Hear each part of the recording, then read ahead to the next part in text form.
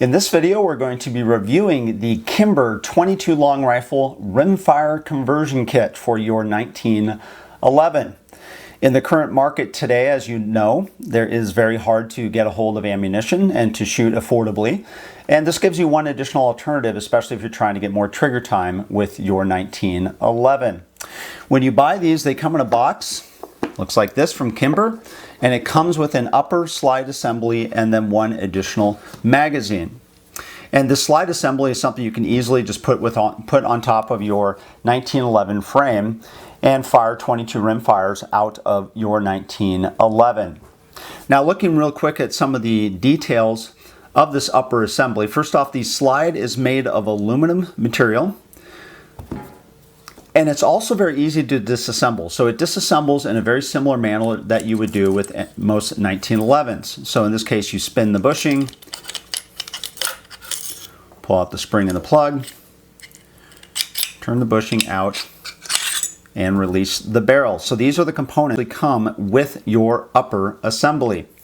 And looking at a few of these pieces more specifically, the first thing is it comes with a stainless steel match grade bushing.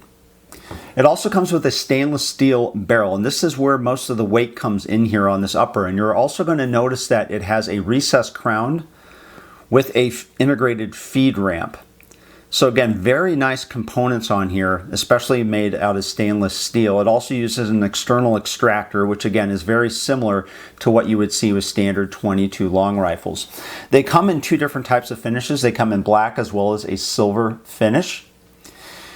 And you're also going to notice a couple things here. You're going to notice that, for example, the recoil spring tunnel is just a little bit longer than a traditional 1911 government spring tunnel. And what this allows you to do is to use this upper on both a 5-inch standard government model as well as a Commander 4¼ inch model. So it actually gives you the flexibility to run them on both types of 1911s without having that gap between the tunnel and the frame.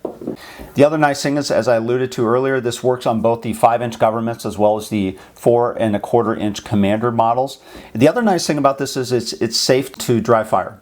So I've dry fired this a number of times and looked around the barrel face, and I didn't see any types of marring, which again, it can be problematic sometimes on 22 handguns as well as 22 conversions, but in this case I haven't had this problem with this. You're going to also notice the sights are adjustable in the rear, and they are black front and back sights. There are no dots on these sights. Now, some people prefer this, other people don't. But again, one of the nice features here as well is these are dovetailed into the slide. So again, you can change out the sights if you wish. I keep them here for practice, and of course you can put some paint on there, whatever works for you to adjust around your sighting options. Now, as far as accuracy is concerned, I took this out to the range and fired some rounds at 10 yards just to give you an idea of the types of accuracy I received with this. So this first group was with the Winchester M22s. The second group here was with the CCI Mini Mags, 36 grain hollow points. The middle group here was with the Remington Thunderbolt 40 grain solid points, so that was a pretty good group there. The Winchester Hollow Point Copper 36 grain hollow points. And then the Browning BPR 40 grain solid points. So in this case, what I noticed was the accuracy was generally about the same with most of the ammunition I was firing out of here. Ironically, the best groups I got out of here was with the Remington Thunderbolt and the Browning BPR 40 grain. So it tends to like or be a little bit more accurate with the heavier loads. But surprisingly, it was very accurate, more accurate than I expected it to be, especially for conversion. Now, some of the modifications you're going to see some people do over time is I've seen people actually polish up the barrel on the outside a little bit more. There's some slight machining you can feel on here, and I've seen people finish this with an 800 grit wet sandpaper. Now, as far as pricing is concerned for this kit, and let's go ahead and reassemble it first.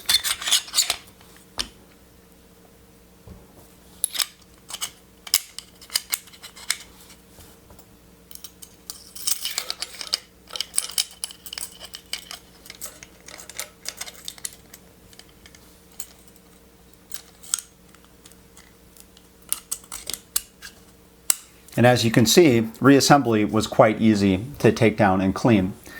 Now, as far as pricing is concerned, the pricing of these kits are not cheap. They currently come in around $339 MSRP. You might be able to find other deals in other places. And what does that mean, right? So you're looking at this saying, is that expensive? Is it not expensive to get trigger time? Well, you have to look at what your alternatives are as well. So for example, I did an additional review on the Ruger Mark IV, which is the 2245 model. And of course, the 2245 model, what it does is it uses the standard 1911 type frame configuration. So if you're used to, for example, the grip and feel and angle of a 1911 lower, that's what they incorporated into the Mark IV here. So you could buy, for example, a Mark IV for anywhere from $50 to $150 more than this kit and have a dedicated 22 handgun. There are also additional conversion kits out there. SIG makes one for around $265. Advantage Arms makes one. They range from $285 to $349. So there are additional options out in the market today, and this one's been around from Kimber for quite a while. Now, a couple observations about running this conversion kit. The first thing is you're going to read reports of people that really like these, or they say they're unreliable. What I've found in my own personal experiences, they tend to run better on looser frame handguns. And the good thing about when you use these are you can simply take your 1911 lower, slide it on, put in your pin,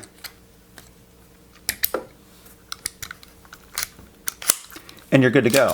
And then you can just switch this out with your regular upper on your 1911 and fire it. But what I've noticed, however, is that the tighter tolerance lowers, so especially on your custom handguns and things like that, can be a little bit more difficult. You can feel the resistance on these a little bit more than, for example, my aluminum lowers. Ironically, the best lower I've fired, the most reliable, is my Ruger SR 1911 lightweight. So this is an aluminum lower with the aluminum upper. And in this case, this is where I've had 100% reliability with this slide, as opposed to I've had some malfunctions periodically running these on various different lowers of different 1911. So again, the looser, more mil-spec, less custom fitted lowers, the better these tend to perform.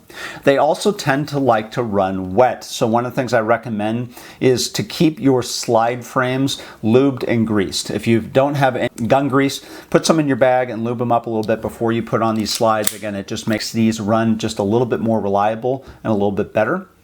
And also I recommend typically cleaning these regularly. So usually about every 200 to 300 rounds, I'll take this apart and disassemble it and clean it up as well. Now, as far as disassembly, again, it's very easy. You can do this like you normally would on a 1911. Pull out the pin back here, and then you can put your regular upper on.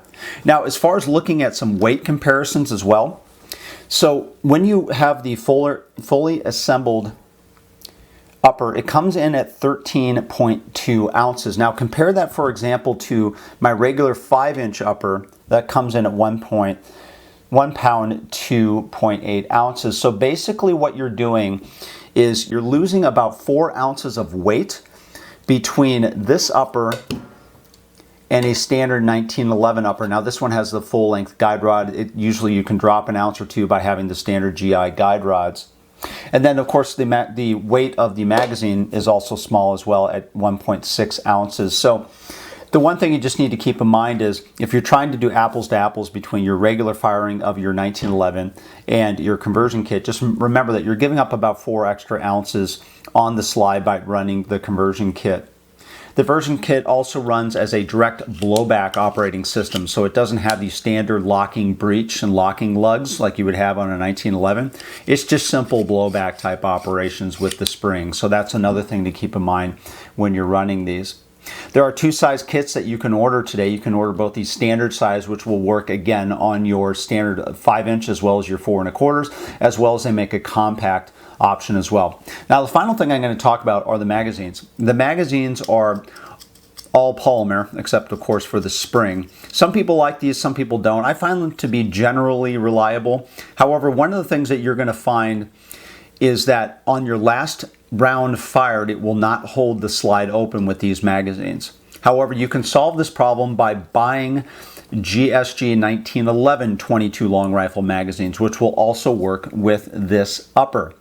So again, if the hold open on your last round is important to you, especially if you're running tactical drills or things what we normally do on a 1911, the extra magazines I would typically recommend buying are the GSG 1911 magazines, which I link to below, as opposed to buying additional polymer magazines for your Kimber. So what are these good for? First off, these are good for more trigger time at a lower cost. We all know it costs a lot less typically to fire a 22. It does a 45 ACP. And if you still want to use the same handling of your lower and your same trigger pull and everything else that you're used to, but want to run that in a different upper, this is a great way to get that trigger time at a lower cost. These are also just great for general plinking.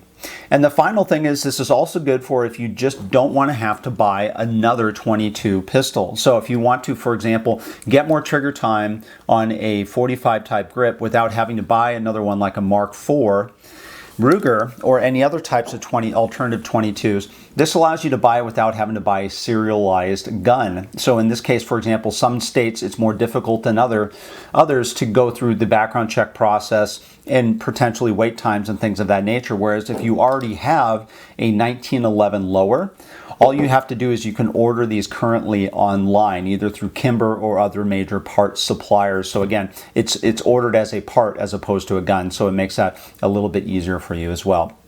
So that's a review of the Kimber 22 long rifle conversion kit. I've had a lot of luck with this. Is it 100% reliable? No. But if you do the things that I talked about earlier, especially finding the right types of frames to run these on and keeping them lubed, wet, and keeping these clean, generally I've found that these are, in most cases, very reliable. They're certainly very fun to shoot and very accurate. And in my opinion, they are a really good value within the market today. If you like this video or like our channel, please subscribe on YouTube, and thanks for watching.